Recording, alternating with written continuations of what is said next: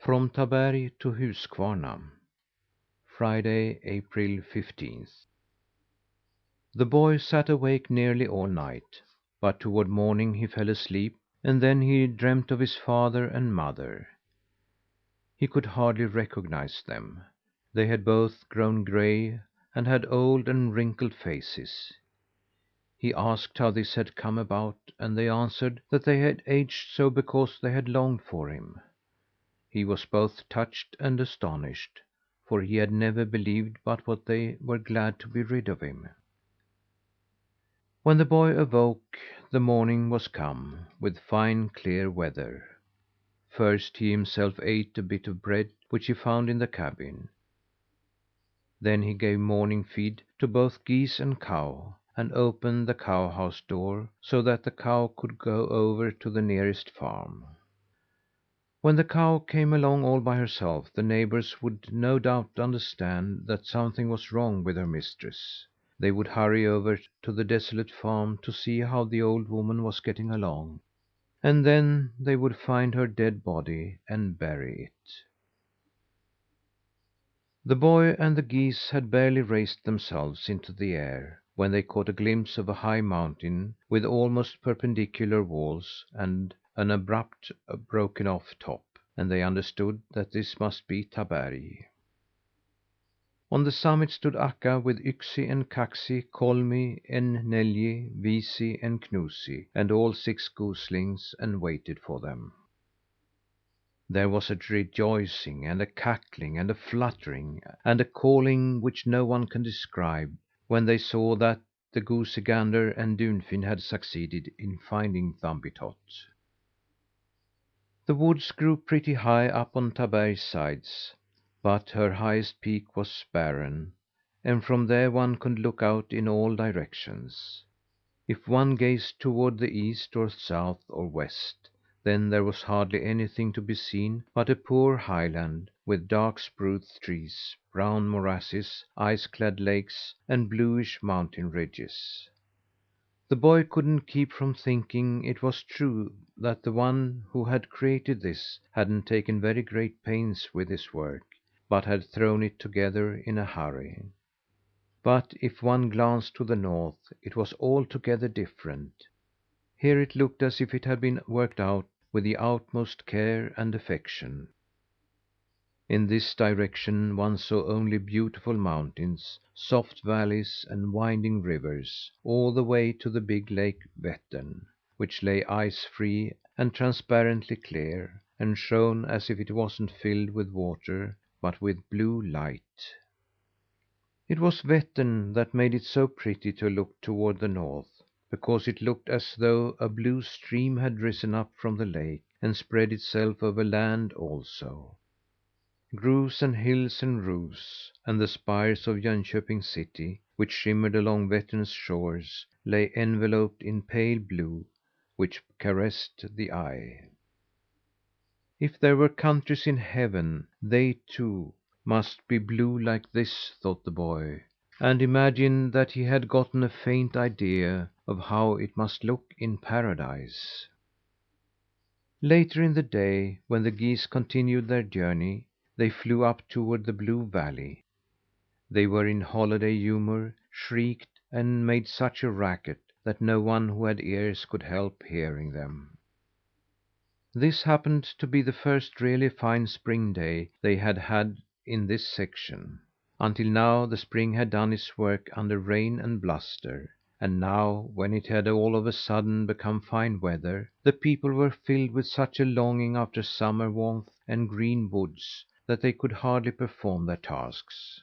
And when the wild geese rode by, high above the ground, cheerful and free, there wasn't one who did not drop what he had in hand and glance at them.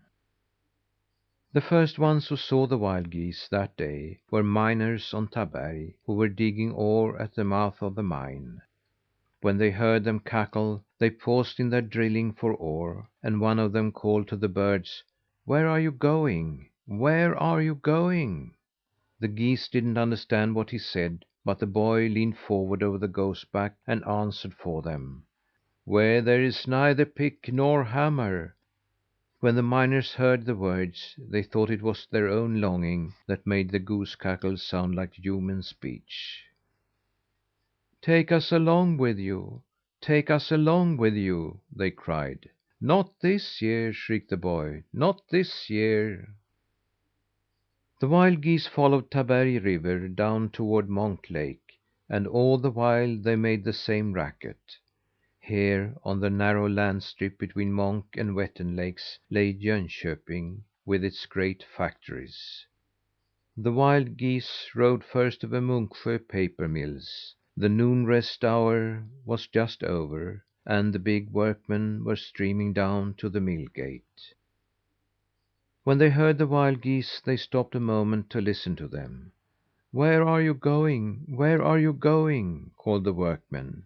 The wild geese understood nothing of what they said, but the boy answered for them: "There where there are neither machines nor steam boxes."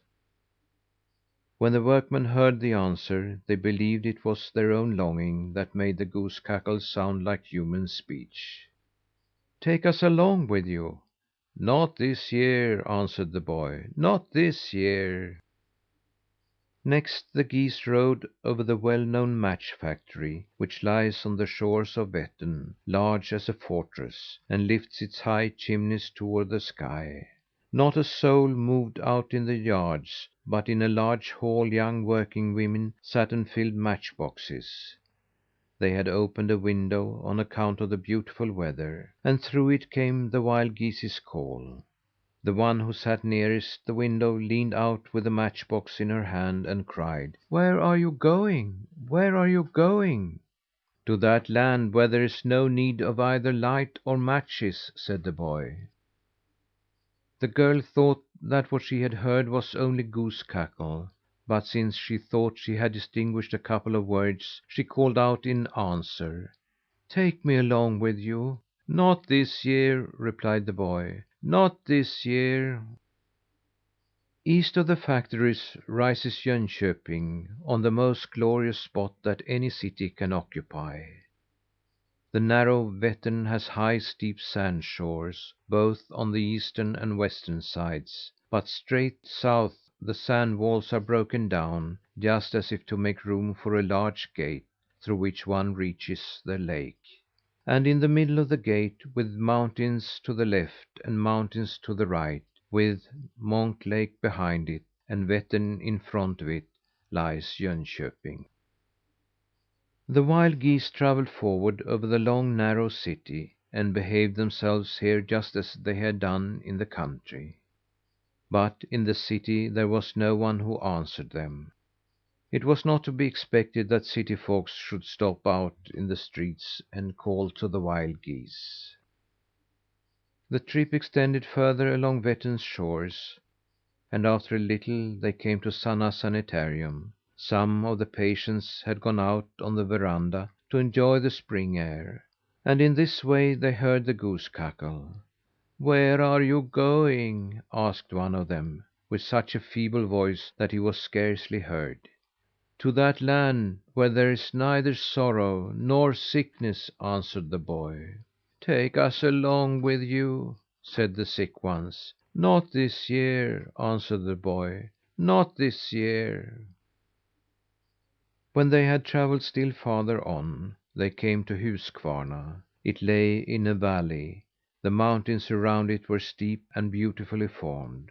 A river rushed along the heights in long and narrow falls. Big workshops and factories lay below the mountain walls, and scattered over the valley bottom were the workmen's homes, encircled by little gardens, and in the centre of the valley lay the schoolhouse. Just as the wild geese came along, a bell rang, and a crowd of school children marched out in line. They were so numerous that the whole schoolyard was filled with them.